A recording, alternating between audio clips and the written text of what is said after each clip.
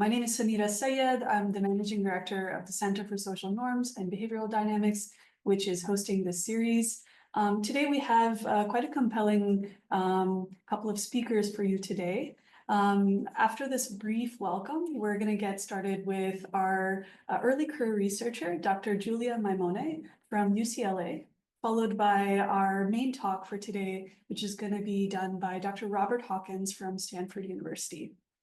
After these two talks, we'll have a Q&A segment today towards the end of today's session. So while the speakers are presenting, please feel free to put any questions you have in the chat. And towards the end, during Q&A, you're welcome to raise your hand as well.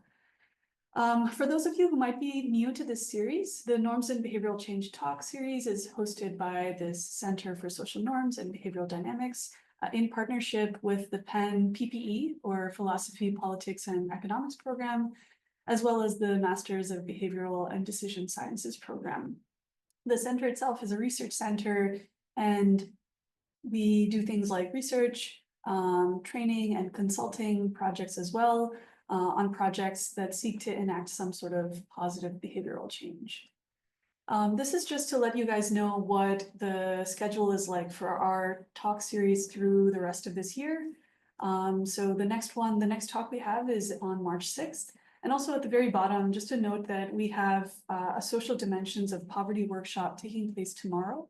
It's going to be taking place from 9 a.m. to 5 p.m. It's a day-long workshop.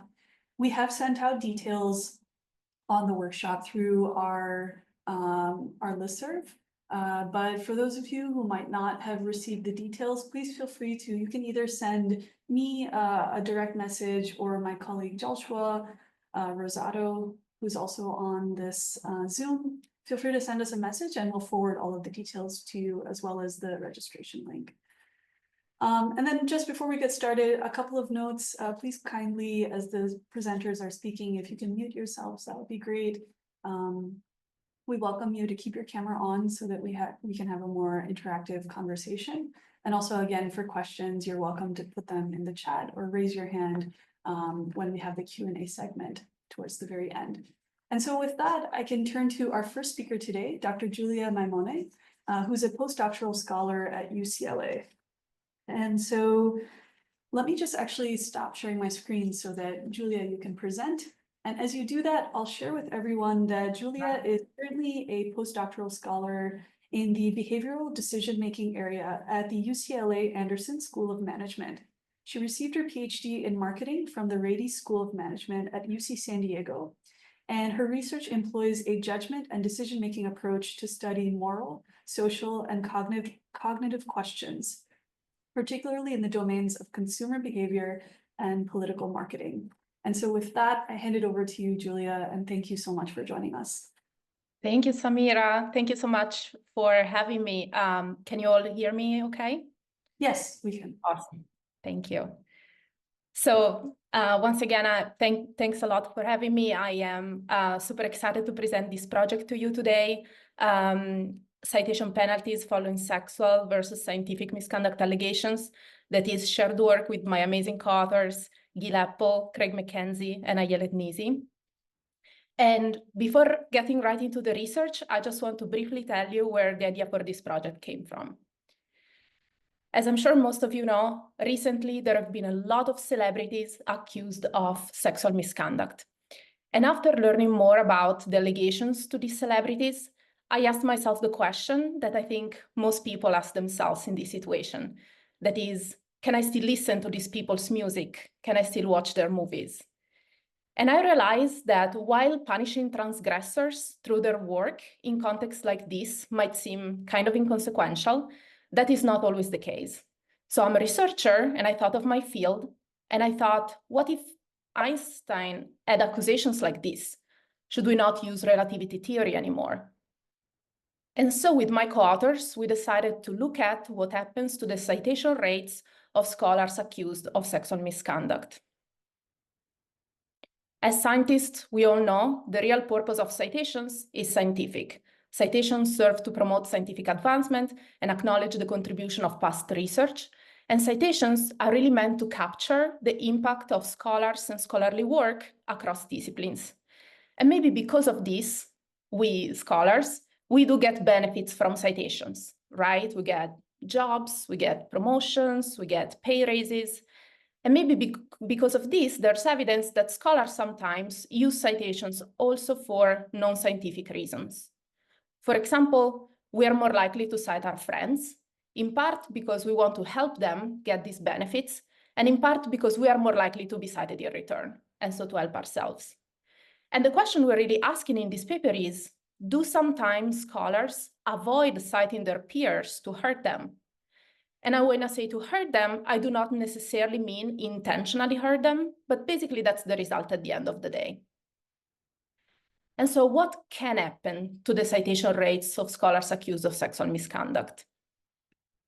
So if scholars use citations purely for their scientific purpose, so to reference existing research, because sexual misconduct allegations are unrelated to the science, we should see no citation penalty for these scholars.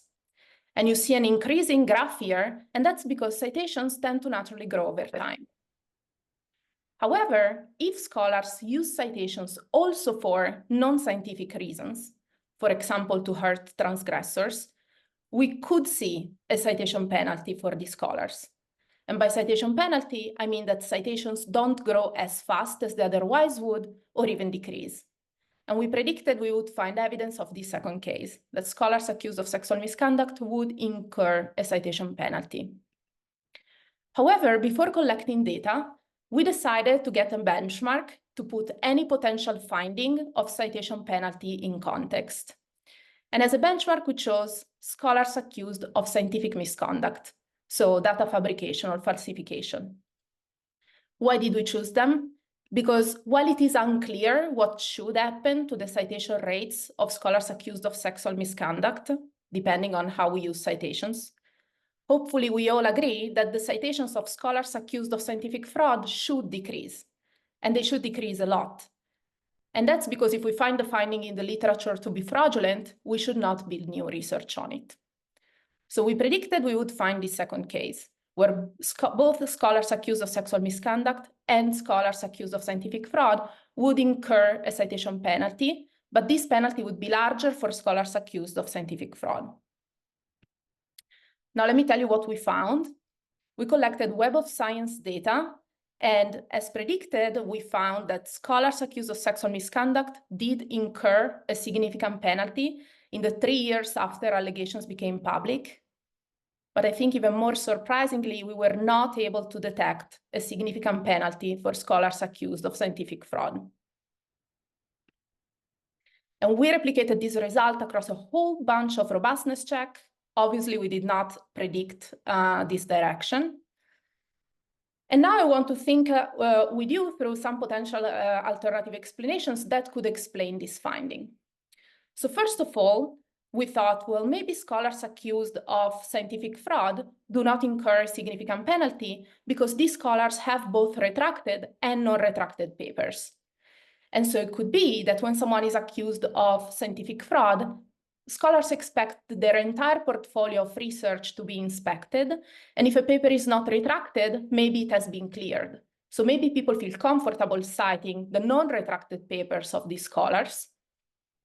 Or maybe the opposite is true, and the retracted papers of the scholars get a citation boost because they are cited as retracted and because they are retracted. So these are the famous negative citations. And we were actually able to test both of these hypotheses on our data, and we were able to rule both of them out as both types of papers, retracted and non-retracted, were equally affected by the allegations. So we thought of a third potential explanation, that is, maybe scholars are simply more aware of sexual misconduct than scientific fraud. And while I can't rule this out 100%, there are several reasons why we think this is highly unlikely explaining our results. First of all, because of how we selected the acquisition cases. Because we were comparing across two different types of misconduct, we were really careful on including in our dataset only cases that received comparable media attention. And specifically, we only included cases that made it to the media. So these were very extreme cases and was really unlikely that anyone within or across fields would not know about them. And on top of that, while sexual misconduct allegations are often subject to privacy concerns like non-disclosure agreements, that's almost never the case for scientific fraud. And in fact, retracted papers are clearly marked as retracted on Google Scholar, Web of Science, the journal's platforms. It's really hard not to see it.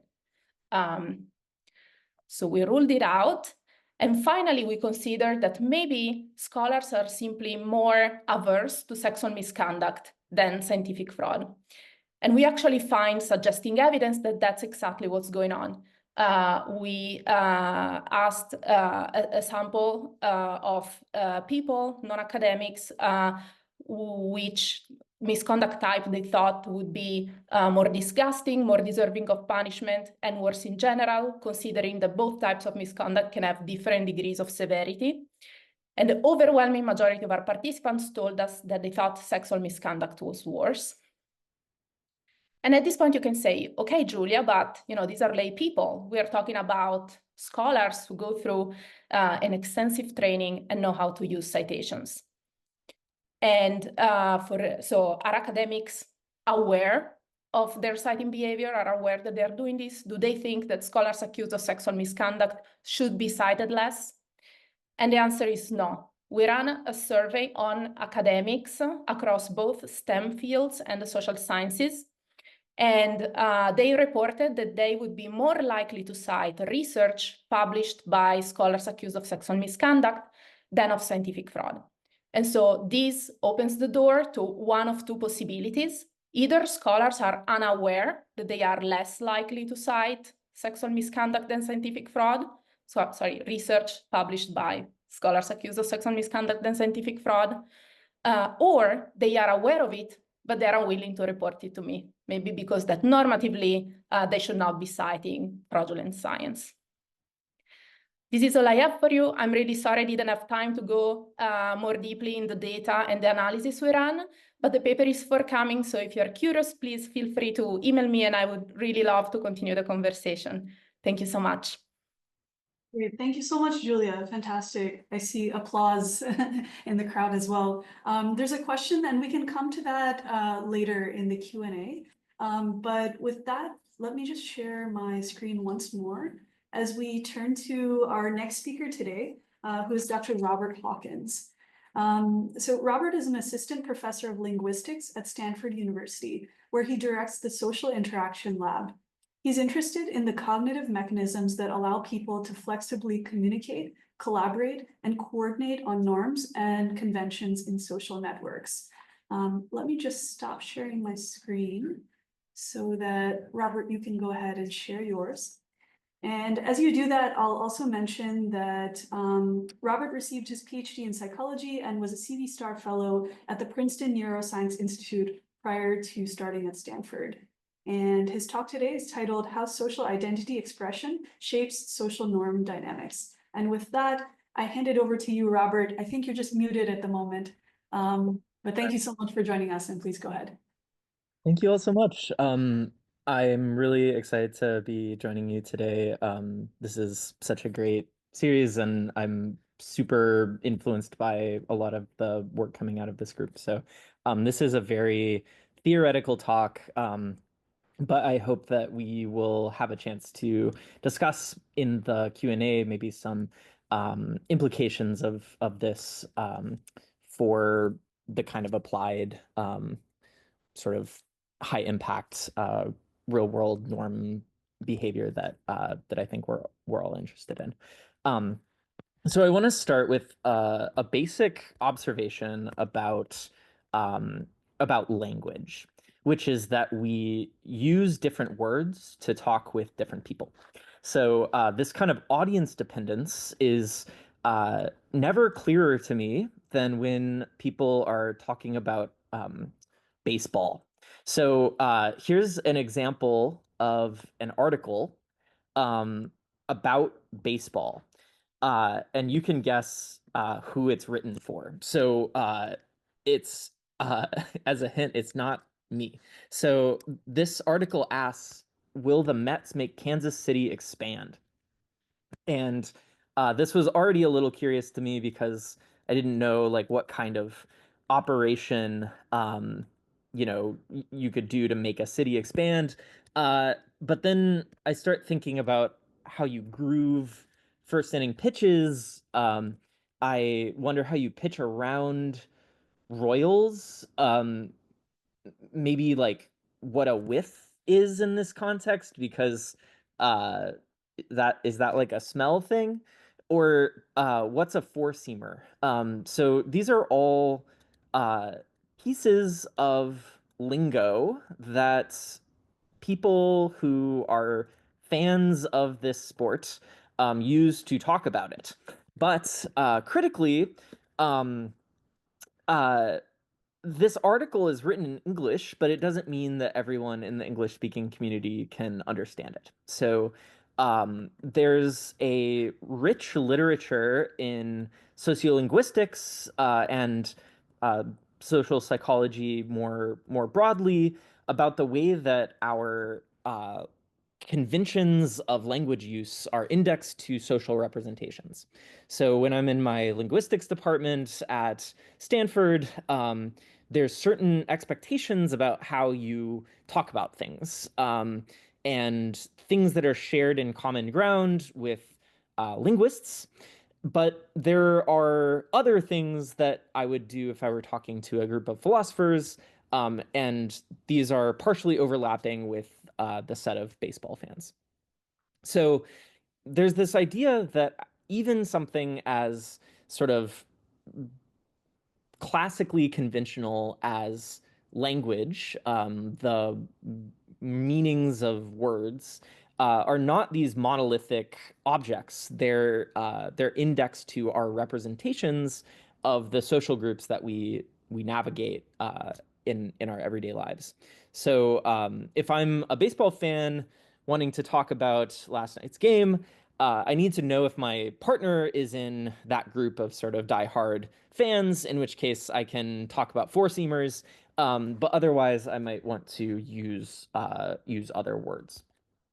So this is a little bit of a silly example, but this is a quite prevalent issue. So, for example, in medical encounters, it's reported that 81% of conversations with doctors contain at least one unclarified jargon, and an average of 4 occurrences of unclarified rates.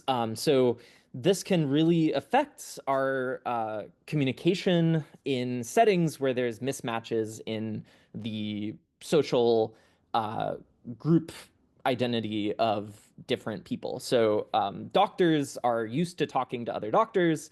And when you're going through medical school, you acquire a large vocabulary of ways of talking, for example, about heart conditions. But when you have a patient, they're not part of that same doctor identity, medical school identity. And this failure to account for these differentials in group sort of background and accessibility of conventions to different groups can affect comprehension quite dramatically. And this is just a meme that maybe has some terms that you've heard and are wondering yourself, what does this mean? And I think that our organizations and things are full of things that that not everyone seems to share. So there's a question for cognitive science, let's say, about how speakers decide which conventions in lexical terms to choose with which partners. So the first part of this talk, I want to build up a little bit of a framework for thinking about partner specificity in conventions, and specifically the way that we acquire common ground with specific people that allows us to communicate and collaborate with specific people more effectively. And then in the second part of the talk, I want to extend this to understand how social identity modulates these expectations that we have for different partners. Okay, so there's a very prevalent model of norm spreading or convention formation across networks. I'm going to call these complete pooling models. And you may be familiar with some specific examples of these, but effectively, these are models where you are on a big network and you're paired up with the neighbors on the network to do some kind of task. And typically, this is maybe a signaling game, like a Lewis signaling game. So you might be paired with your partner 32, and they may produce some signal to get you to identify the thing that they're trying to talk about. So in this kind of model, this is often abstracted to some vocabulary of tokens, A, B, C, D, etc. You hear your partner 32 produce this token A. And maybe you succeed at picking out what they mean by that. Maybe you fail. But what you definitely do is you remember that they said A. And then you're paired with another partner. Maybe they say B to refer to the same thing. And you track all of this in your memory. And when it's time to produce a signal of your own, you may make your best guess about what your partner will understand based on this sort of big pool of observations you've made from past partners. So this is a really beautiful, elegant model that has been through many iterations and can capture a lot of interesting phenomena about the way that decentralized groups can coordinate on shared norms, even without the influence of a top-down sort of coordinating signal. So this is just purely through interacting with your local neighborhood and adaptively changing the way you behave as a function of the way people around you behave. If everyone is doing this, they can eventually converge as a network to a shared system. So this is, I think, really an important property for the study of norms in groups, and a lot can be said about the dynamics of these kinds of models. But the main problem that I want to raise with these models is the failure to capture partner specificity. So what is partner specificity? Well, in a normal sort of social setting, we often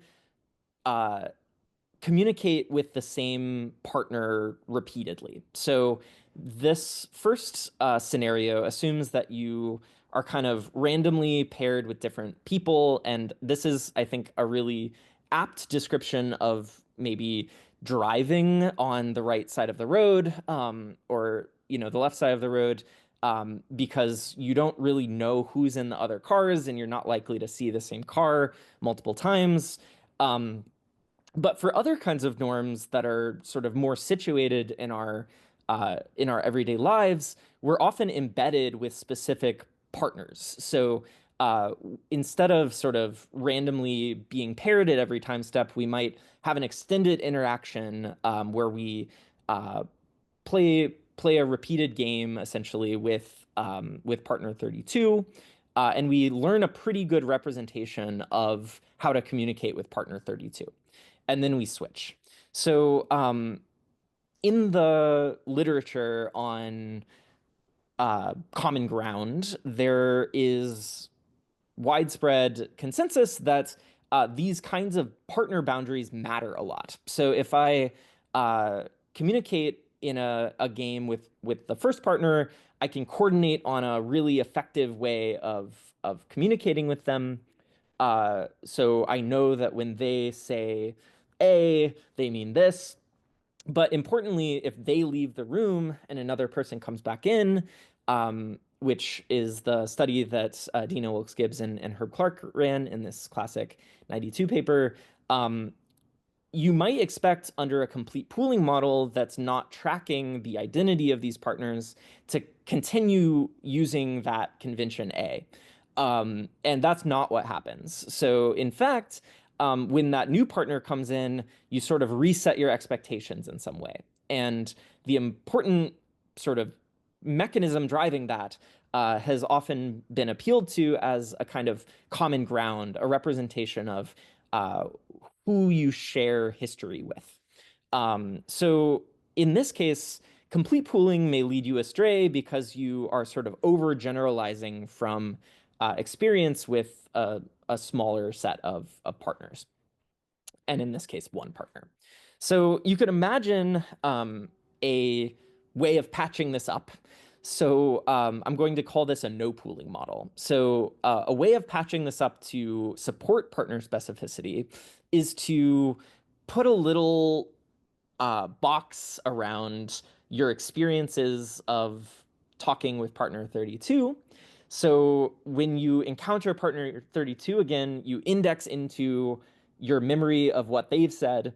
But then when you interact with partner number 10, you kind of cordon all of that off and try to just learn about partner 10.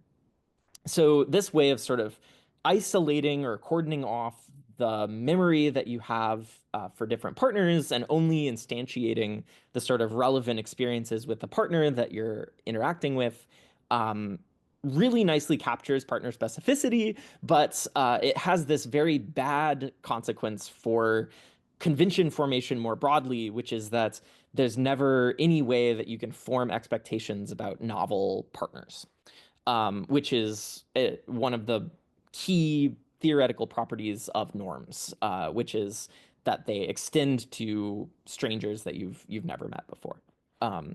So what do we do about this? Well, you may see where I'm going with this. We'd like some kind of happy medium where we get some kind of pooling across all of our experiences with different partners, but we'd also like to be able to have sort of idiosyncratic little local ad hoc deviations from those norms with particular partners. So for example, we may generally expect people to behave in a certain way in a social situation, so like an etiquette norm, but with a particular person we know very well, maybe we form expectations that they are sort of a little bit sloppy and it doesn't bother us or something because we've learned that that particular partner behaves in that way. So the model that I'm going to emphasize today is a hierarchical partial pooling model of this kind of coordination. And it puts together three basic mechanisms. So the first mechanism is that rather than having this sort of big data set of all of the experiences you've had with different partners, you're maintaining uncertainty about what is shared with each partner. So I don't know ahead of time, say in a driving on the left-hand side or the right-hand side, if I'm just joining a new community for the first time, which side of the road they drive on. I might be kind of 50-50 on that. But then critically, if I do a repeated interaction with a particular partner, I can update my beliefs about what kind of signal that they will understand I mean by something or what kind of behavior they're likely to adhere to. So I can use feedback to do this, and we formulated this in a Bayesian framework. So as long as you have some way of saying, like, if this were in their head, this is how they would behave, you can invert that model to get a posterior over this representation of what is shared with that partner. So equipped with this kind of partner-specific belief updating model, you can get pretty far. So there's a move we make where if you're a speaker in a kind of signaling game, often you assume that the conventions are already known. And the main move we make, just to kind of show this briefly in a notation, is to introduce this kind of uncertainty over what meanings your partner will be using to interpret your signals. So I am 50-50 on whether you'll think if I say A, I mean this referent or that referent, but I can use my past experience with you to form stronger beliefs about that. So maybe after like playing a couple signaling rounds, it seems like you're tending to interpret it as this reference. So when I'm trying to refer to that, I take the expected information gain over all of the possible conventions that you might be adhering to. So this is a way of incorporating this idea of uncertainty and partner-specific updating into a model of how I act in the world, in this case, by producing utterances. So this gives you partner specificity, but in order to get this kind of pooling and get network level conventions to form, you need a mechanism for generalization. And thankfully, the Bayesian probabilistic modeling literature has a kind of ready waiting tool for this, which is the introduction of a hierarchical structure where you assume that your partners share something in common, which is that they're drawn from the same population level distribution. So what this means is that my expectations about a given partner, in this case partner one, and how they're going to interpret my signals, the conventions that they're going to follow, inherits something from this overarching big theta. That gives me, when I'm first meeting this partner, some expectations about how they're going to behave and how they're going to understand what I say in a signaling game. And then the other partners that I may encounter are also initialized at that same big theta. So when I get some observations from a partner, so for example, I try to say A to refer to something and it fails to work, the first update I do is the partner level update, so what that specific partner believes. But then I can propagate that update to also update my beliefs about this big theta, which has implications for other partners that I may encounter. So that means that I can make predictions about new partners while still maintaining partner-specific beliefs about people that I've interacted with a lot. So briefly, I want to sort of try to convince you that this is a reasonable model of not just how we form partner-specific beliefs, but how a network might still be able to converge on a shared signaling system. So we ran a little behavioral experiment where we connected people in these groups of 4, which is kind of the minimal group where we can do multiple partner swaps and look at the way that these conventions spread through the network. So with the first 16 trials, you interact with the same partner. So you play a signaling game where you're trying to coordinate on a way of referring to some references by producing utterances. After 16 trials with that first partner, we do a little swapperoo. So partner 2 leaves the room, partner 3 comes in, and everyone is switched. So after another 16 trials, we do it again. So this gives us not just one boundary like in the Wilkes, Gibb, and Clark study, but 2 boundaries so we can look at the way that there may be some propagation or generalization of these conventions that you're forming with one partner to new partners over time.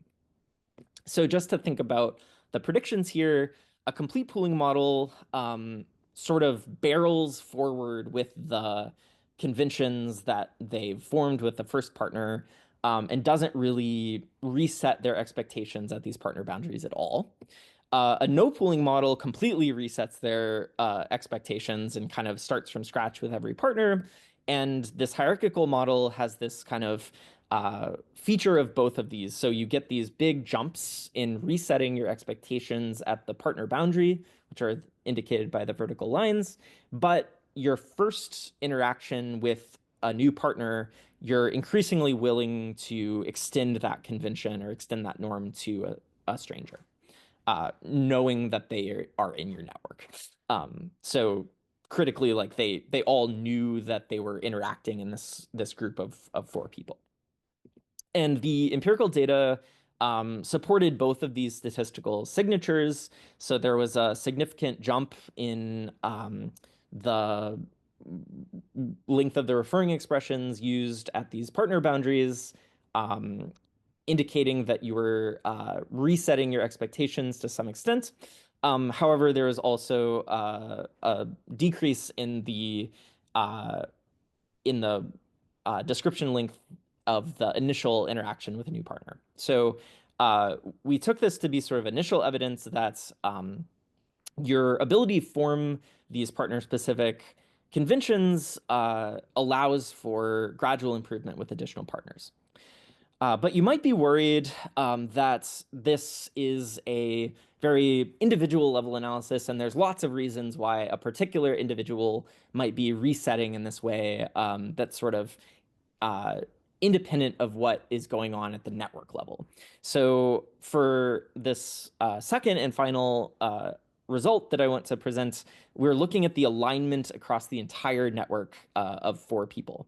And I'm going to show you 2 lines. So I'm going to start with the no pooling model because I think that's the easiest to understand. So the solid line that's at ceiling under a no pooling model is your alignment with the partner that's in the room with you. So you're talking to someone in real time and able to coordinate on the same way of referring to something.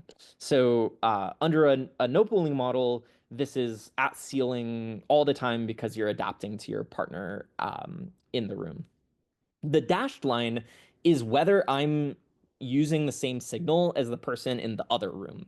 So this is someone I'm not currently interacting with, but to the extent that people in different rooms are using the same signals to refer to the same things, we want to say that the network as a whole is beginning to converge on something. And for a no pooling model, this never goes above chance. So the no pooling model doesn't predict any sort of convergence of the network over time. The complete pooling model does predict that this dashed line goes up, but it comes at a cost, which is that you bring in too strong expectations into an interaction and actually fail to align to the partner that's like in the room with you at that moment. And the hierarchical model has this nice property that you're able to preserve alignment within the room, but also the network is able to gradually extend these over time with new partners.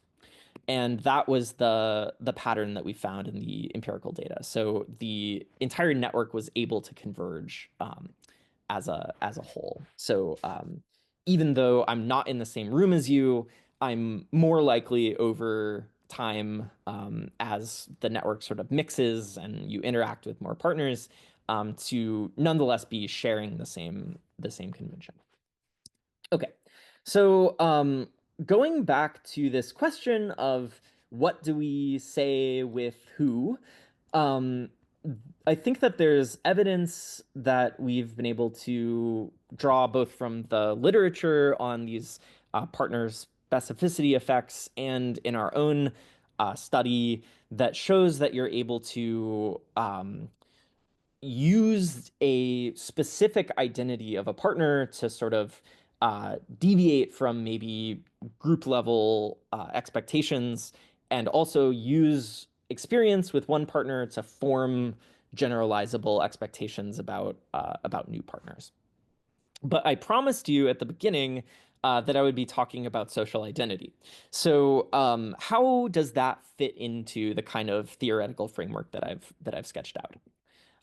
So the first place I want to start with this is that these Bayesian models of inference in social contexts have been enriched in a lot of ways by these representations of sort of theory of mind that give you for a particular partner not just like what they are going to say at different points in time in kind of a reinforcement learning way, but possibly these more structured expectations about the contents of their beliefs, their desires, their planning, what they have available to them in their perceptual experience, what they don't have in their perceptual experience, and so on. So we want to draw on some of the advances in this corner of the structure learning literature to say that we're going to say that there's latent social structure where instead of just having this one population that everyone is drawn from, we want to enrich this with the possibility of having latent communities. So we're going to denote these as little thetas, where you are forming beliefs about which partner belongs to which communities, and then still assuming that all of these communities are nested within a larger population. So this is assuming, for example, that everybody speaks English in my department, but that there are sort of different sub areas of the department that may have additional kind of correlational structure where if I know that you're in a particular area of the department, that allows me to make stronger predictions about the kinds of signals that you're likely to understand. So there's some predictions that this account makes. The first one that I wanted to test was the prediction that your generalization should be indexed to your in-group. So if you are interacting with only red people in this diagram, you should form strong expectations about how red people talk about things or signal, but you should be able to extend those to new people that you believe to be in the red community, but you maybe don't want to universalize them. So just because someone new in the population is encountered, if you don't think they belong to the red community, you shouldn't necessarily expect those conventions to apply. So we ran a little variation of this this round robin network study where you're playing a signaling game in a particular community. So participants are told that there's a red community and with some other participants, and there's a blue community that you belong to, and you'll be interacting with this group of people assigned to the blue community. The coordination game was the same. This is a little more information. You played multiple blocks of these referential games with 3 different partners, like in the earlier study. And then the key difference was in a post-test phase, we asked you to produce a referring expression or a signal for the objects, one of these objects that you'd coordinated on, either for a new member of your group, so a blue member, a blue group member, or produce a referring expression for this mysterious red group that you know has been interacting with each other at the same time, but you've never met any red group people. So you represent them as distinct communities. So the prediction was that the conventions that you'd coordinated on with your group. So in this case, within the blue group, they started calling this guy Lucifer. Don't know why. That was their convention. You should be willing to extend that to a new blue group member because that's what people in the blue group say, but you should kind of back off to a more generic, non-in-group description for members of the red group. So first of all, I was happy to see that we were able to replicate this partner specificity effect and generalization effect that we observed in the first part of the talk. So the same statistical analyses came out the same way, which I think was very comforting. But then for the post-test, we found this significant difference where you were more likely to produce this like shorter conventionalized expression from your group for the novel blue group member than for a novel out group red member. So this, I think, says something important about when we're learning conventions, when we're sort of being inducted into a set of conventions, we're sensitive to the community structure that those conventions are operating within. So we notice that if we're primarily in, say, my linguistics department, and I hear a bunch of linguists saying stuff, I will not necessarily expect people outside that latent group community to use the same signals. Okay, so this was sort of a first test of the limits on generalization, where you don't necessarily just like over enough partners assume that something is universalized. It's indexed to a social group. But I think that what I was more interested in when I first started this project is the phenomenon of some kind of code switching within your matrix language, your English language, to different subgroups within the English-speaking community. So you should be able to use these in-group conventions to actually signal your identity. And in this particular context, if you know that people in the blue group call this thing Lucifer, and you encounter a totally new person and you want to appear to be in the blue group, you might sort of drop this name as a way of saying like, hey, I belong to this group.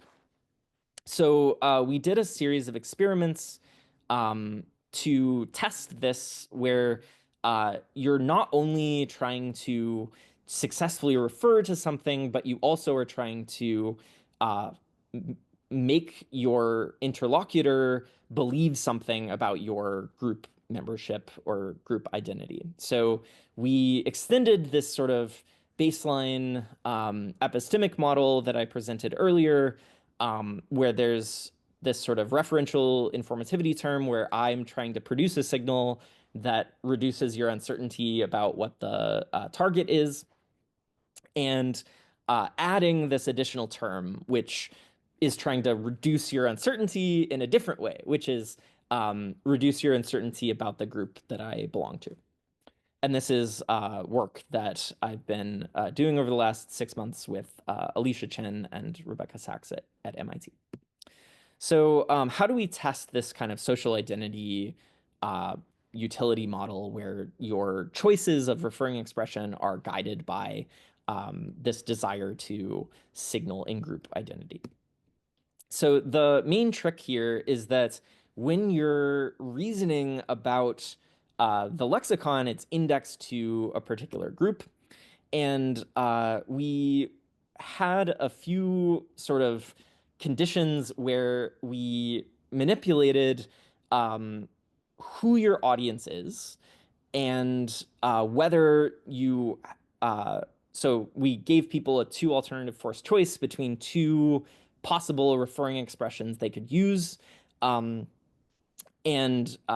this tested the prediction that with an in-group member, even if something was referentially confusing to an out-group member, they would prefer this sort of group-specific label to signal their identity. So we had them observe, in this case, other people playing this game. So they're learning what the red group says and what the blue group says over a period of time. And then at the end, they're presented with either a red group member or a blue group member, and a group-specific label or a label that both groups use. So, right, so they were given the instruction to select the best label for the blue audience to either succeed at a refer goal, which is to get them to pick the right picture, or a social goal, which is to identify you as a member of their group. So make them think that you're a blue group member. And what we found was, first of all, if you don't know who your audience is, you will prefer this label that everyone understands over any kind of in-group label. But under the social goal, you're a little more likely than chance to prefer the in-group label for the specific targeted group that you're talking to.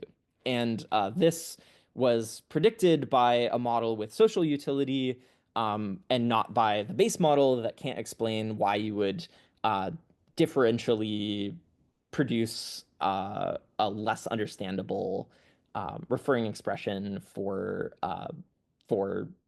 one goal than another.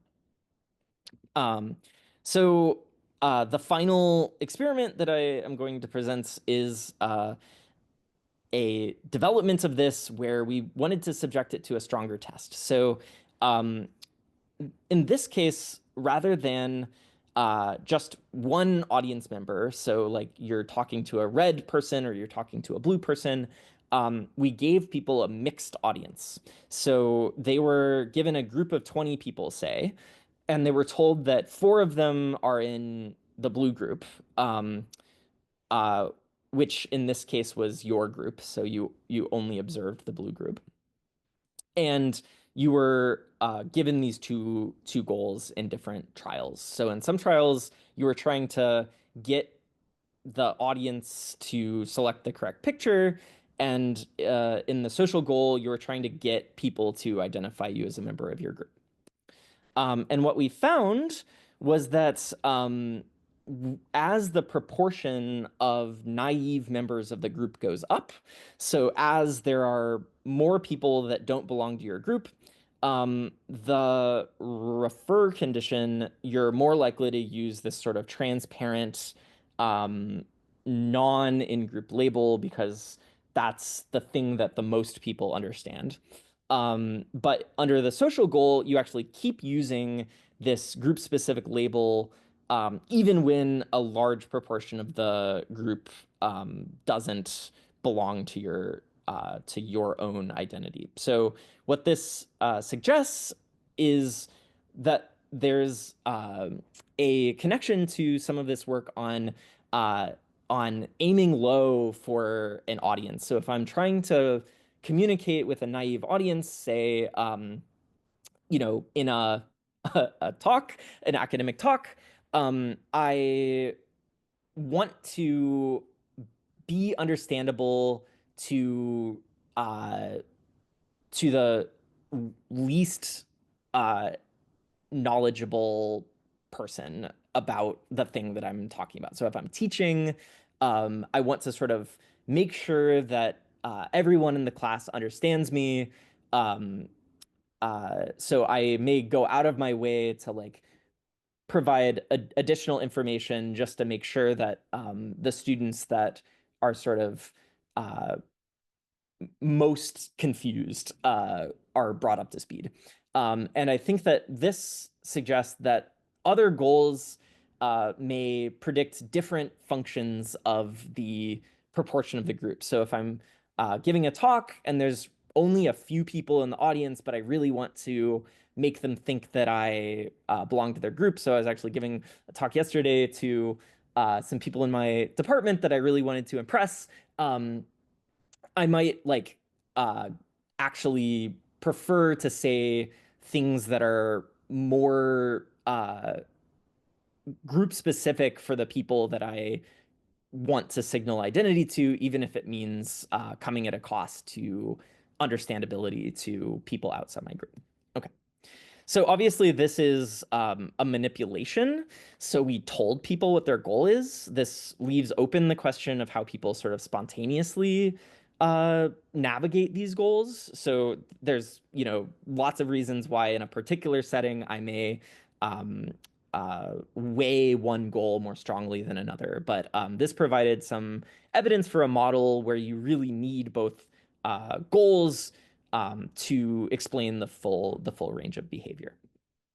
Okay, so in closing, I want to raise some directions that I'm really excited about.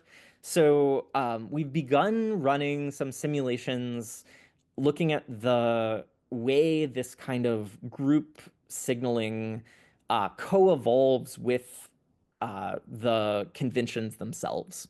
So this suggests that if you're simultaneously trying to infer who belongs to what group and how to be understandable to them, you may get this kind of ad hoc social structure arising where you are signaling to particular people to belong to a group, which actually kind of reifies the existence of the group that then people sort of continue to perpetuate. So the idea is that this may give some explanation of how this kind of like creation of new like microcultures may arise through sort of trying to signal your membership in an uncertain group. And then more broadly, there's this framework that I was trying to develop with my co-authors, Charlie Wu and Rick Dale, looking at the way that these kind of group processes, these sort of social identity relevant processes interact with different timescales.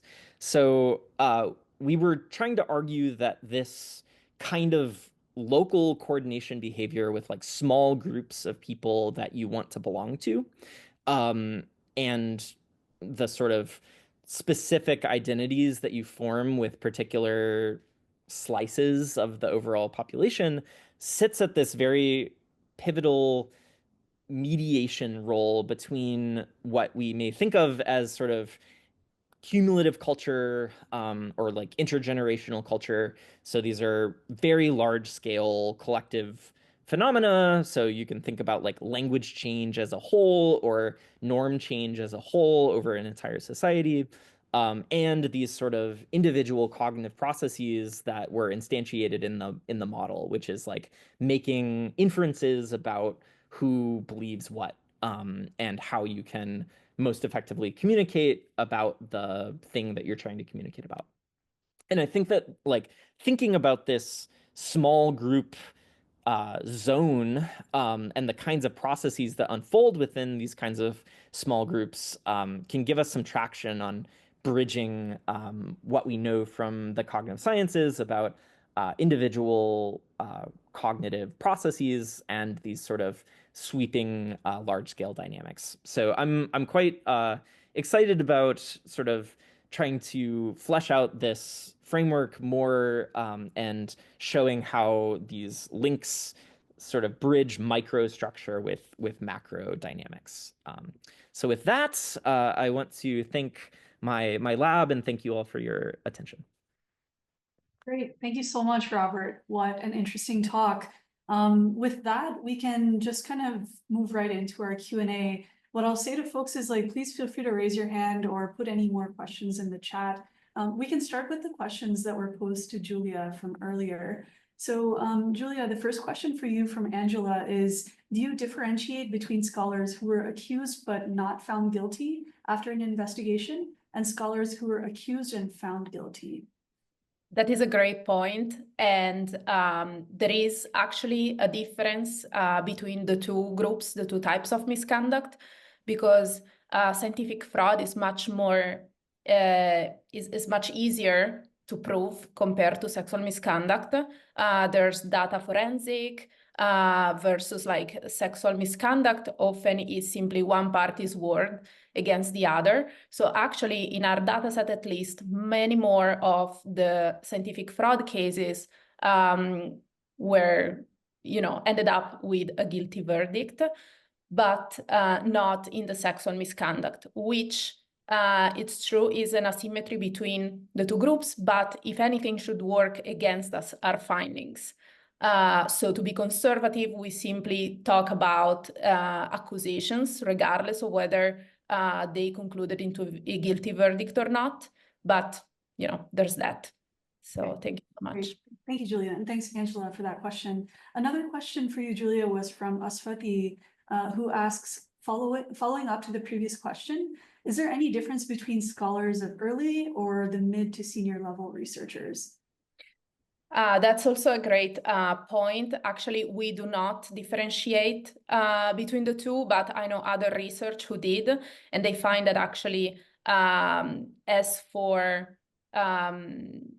so actually this other research was about only scientific fraud, not sexual misconduct, and they found that effects on the co-authors of the accused scholars, and in particular, younger scholars were affected more by accusation to one of their colleagues, co-authors, than senior scholars, not surprisingly, because they already have an established, reputation.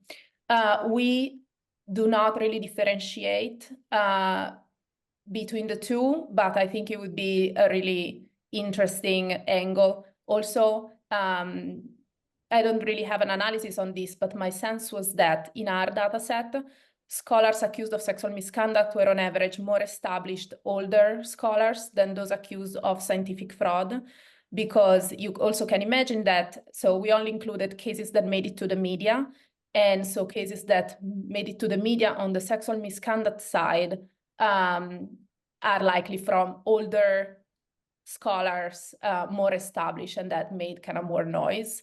But scientific fraud is kind of equal, regardless of personal characteristics.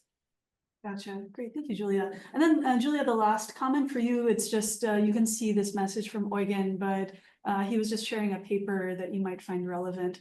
So yeah, I actually know this paper pretty well, and I'm friend with one of the authors. Fantastic. And actually, I think our findings align in the sense that they only look at citations of scholars accused of sexual misconduct, and they find a penalty overall, and they find the penalty to be stronger within the immediate social network of the accused scholar, whereas the main focus of our paper is to compare sexual and scientific misconduct.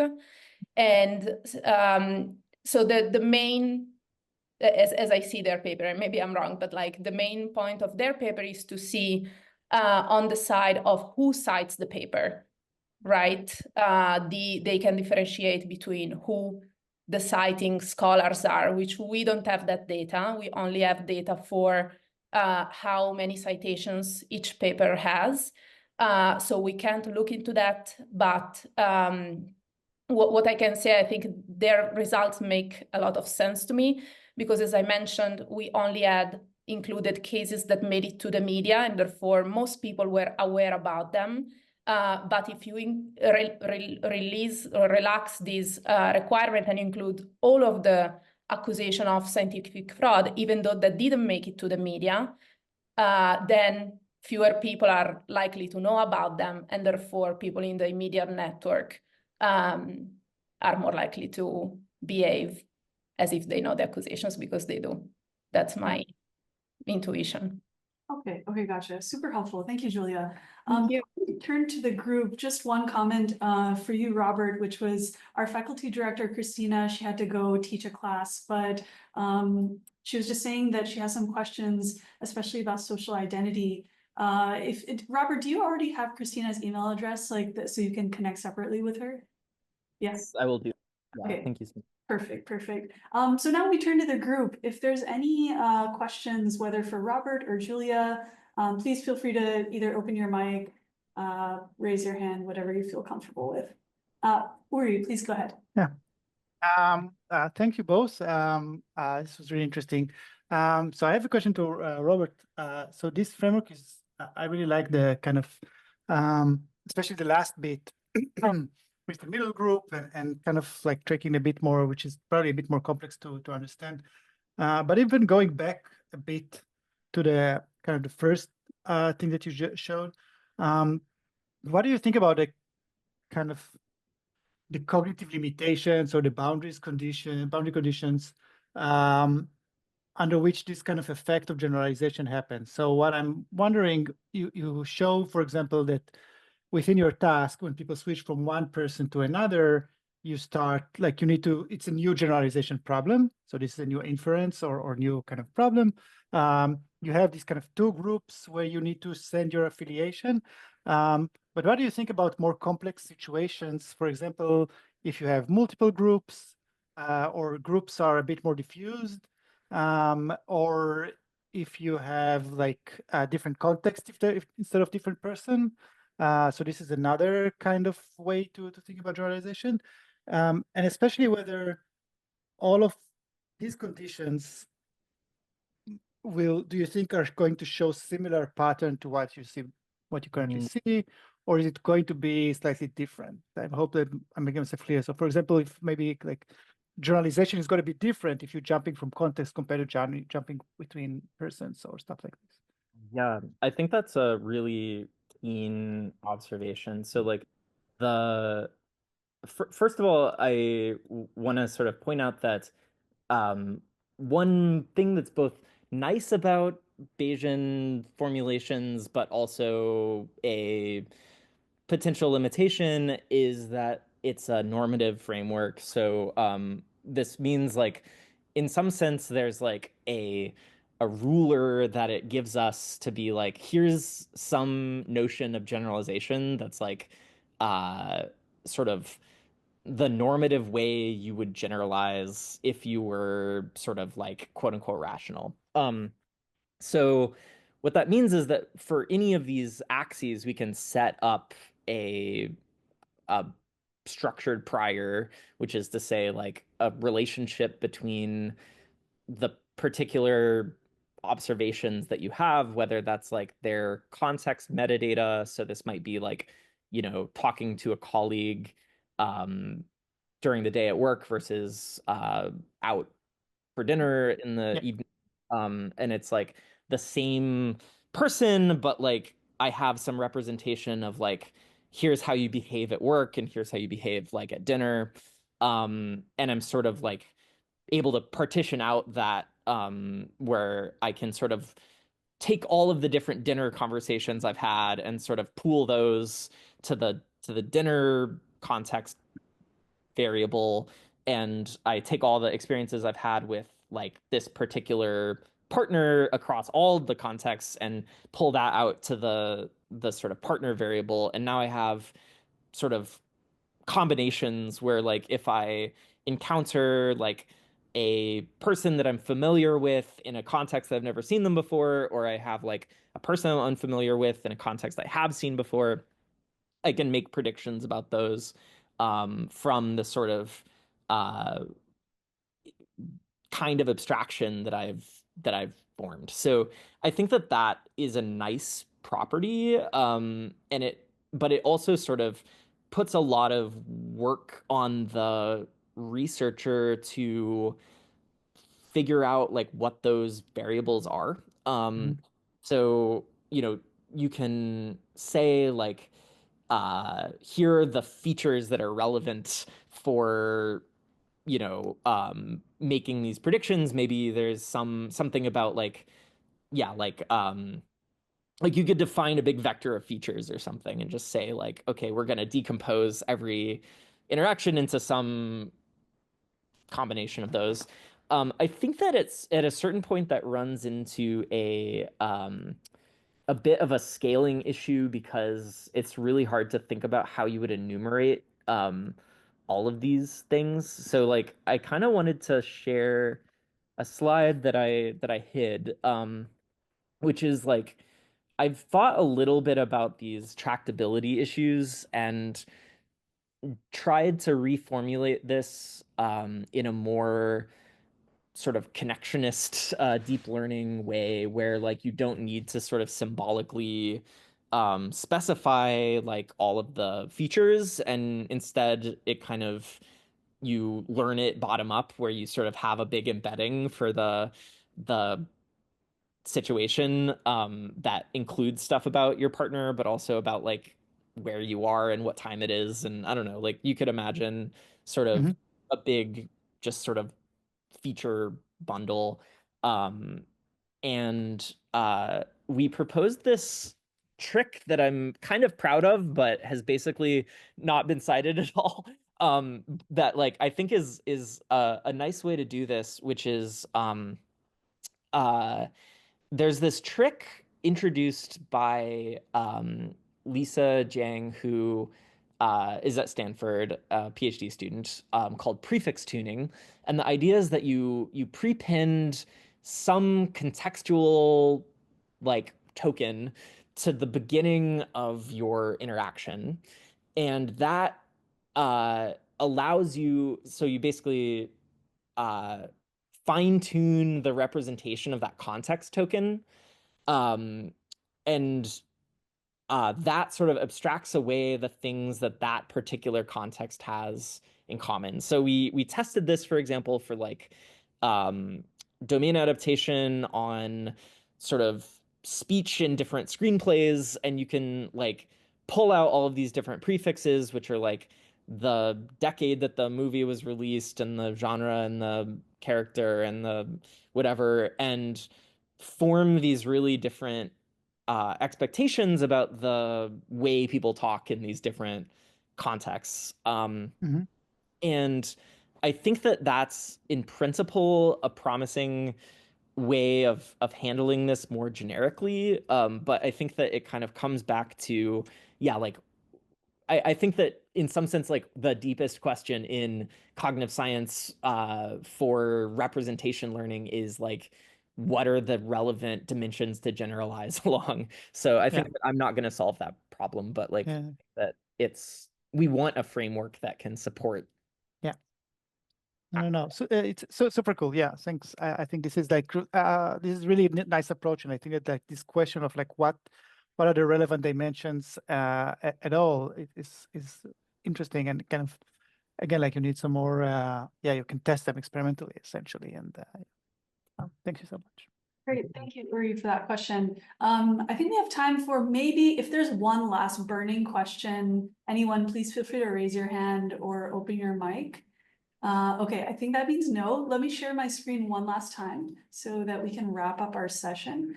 But this is just to say thank you so much, Robert and Julia, for your talks and for your contributions to this series. We appreciate it so much. And also thank you to everyone who joined us and stayed until the very end. This last slide is just to show you all the next talk that we have as part of this series is going to take place on Thursday, March 6th at 1 p.m. EST. It'll be with Dr. Lori Burrill from the University of Warwick. And also, last but not least, just a reminder that we have this Social Dimensions of Poverty workshop taking place tomorrow from 9 a.m. to 5 p.m. We've sent out through our listserv details, but feel free to contact my colleague Joshua at upenn.edu. And that's spelled JOLSHUA at upenn.edu if you'd like to receive the registration link, the agenda, etc. But yeah, with that, we can wrap up. Again, thank you so much, Robert and Julia, and we look forward to having all of you join us next time.